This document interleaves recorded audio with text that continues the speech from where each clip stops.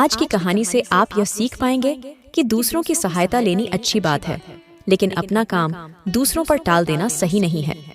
चलिए सुनते हैं चिड़िया और खेत की ये प्रेरक कहानी।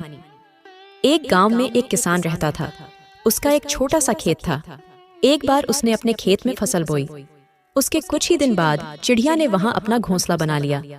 कुछ समय बाद चिड़िया ने वहां 2 अंडे दे दिए। फिर कुछ समय बाद उन अंडों में से 2 छोटे छोटे बच्चे बाहर आए।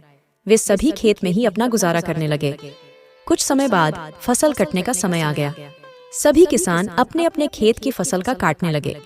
फसल कटने से उस चिड़िया और उसके बच्चे का वहां से अपना घोंसला छोड़ दूसरी जगह पर जाने का समय आ गया।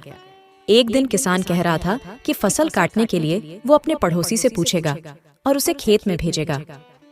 यह बात चिड़िया के बच्चे ने सुन ली। यह सुनकर वो सभी परेशान हो गए।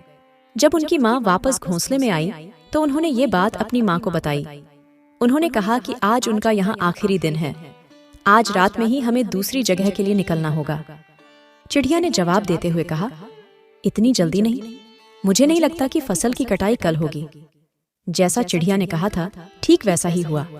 अगले दिन किसान का पड़ोसी खेत में नहीं आया। इससे फसल नहीं कट सकी। फिर जब शाम को किसान खेत में आया तो खेत को देखकर कहने लगा, पड़ोसी तो नहीं आया, कल अपने रिश्तेदार को भेज देता हूँ। चिड़िया के बच्चों ने किसान की बातें फिर सुन ली। फिर से वो सभी परेशान हो गए। उन्होंने फिर ये बात अपनी माँ को बताई। उनकी माँ ने कहा, तुम लोग चिंता मत करो, मुझे नहीं लगता कि किसान का रिश्तेदार आएगा। आज हमें यहाँ से जाने की जरूरत नहीं है। जैसा चिड़िया ने कहा था वैसा ही हुआ।